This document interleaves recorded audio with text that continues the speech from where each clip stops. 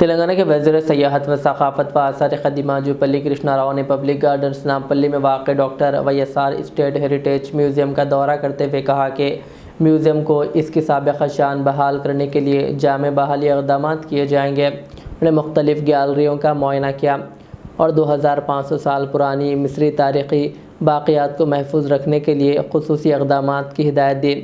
वज़ीर ने कहा कि म्यूज़ियम को मुल्की व गैर मुल्की सयाहों के लिए अहम सयाहती मरकज़ के तौर पर फ़रोग़ दिया जाए। उन्होंने महकमे आसार क़दीमा को हिदायत दी है कि एक हफ़्ते के अंदर बहाली, मरम्मत और तज़ीन व आराइश के मुकम्मल तख़मीने पेश किए जाएँ ताकि काम जल्द अज जल्द शुरू किया जा सके। మన వారసత్వ సంపదకు సంబంధించి కొన్ని దశాబ్దాలు కాదు శతాబ్దాల నుంచి అంటే 2-3-4,000-5,000 సంవత్సరాల కింద ఉన్నటువంటి చరిత్రకు సంబంధించి ప్రపంచానికి సంబంధించి రకరకాల ఆనవాళ్ళు అంటే గొప్ప గొప్ప కళాఖండాలు కావచ్చు, చరిత్ర ఉన్నది. అంటే చూడదగ్గటువంటి ప్రదేశం. సరే, కొంత దురదృష్టవశాత్తు నెగ్లెక్ట్ అయిన కారణంగా ఇది కొంత ప్రాచుర్యానికి నోచుకోలేదు. ఇందులో ఎన్నో కళాఖండాలు ఉన్నాయి, ఎన్నో రాతలు ఉన్నాయి, రకరకాల చరిత్రలు ఉన్నాయి, రకరకాల శిలలు ఉన్నాయి, రకరకాల కళలు ఉన్నాయి, రకరకాల ఆర్ట్ వర్క్స్ ఉన్నాయి.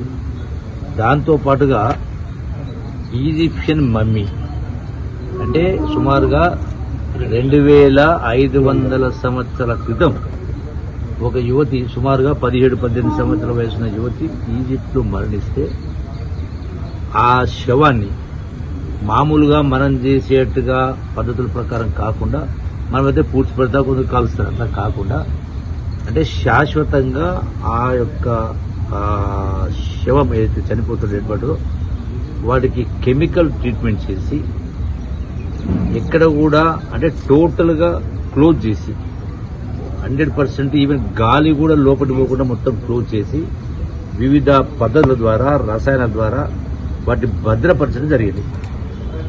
అదే ఈజిప్షియన్ మమ్మీ.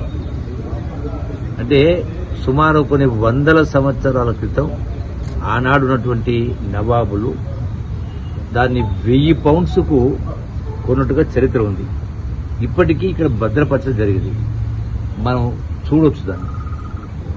గడిచిన కొద్ది సంవత్సరాల క్రితం దాన్ని ఎట్లా ఉందని చెప్పని హాస్పిటల్ తీసుకెళ్లి మళ్ళీ ఓపెన్ చేసి మళ్ళీ క్లోజ్ చేసి పెట్టడం జరిగింది.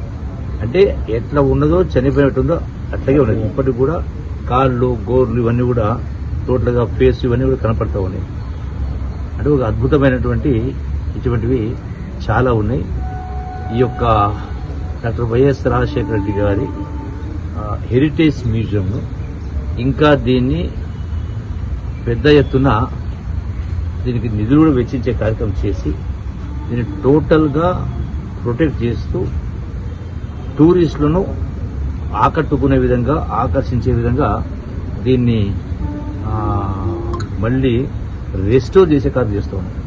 అంటే ఇది కొంత నిరాదరణకు లోనైనమాట వాస్తవం. సో దాన్ని మళ్ళీ నిధులు ఎంత ఖర్చు అయినా కూడా వీటిని టోటల్గా ప్రొటెక్ట్ చేస్తూ దానికి రకరకాల అంటే డ్యామేజ్ అయినటువంటి వాటిని, అక్కడ లీకేజ్ కూడా చాలా ఉంది కదా.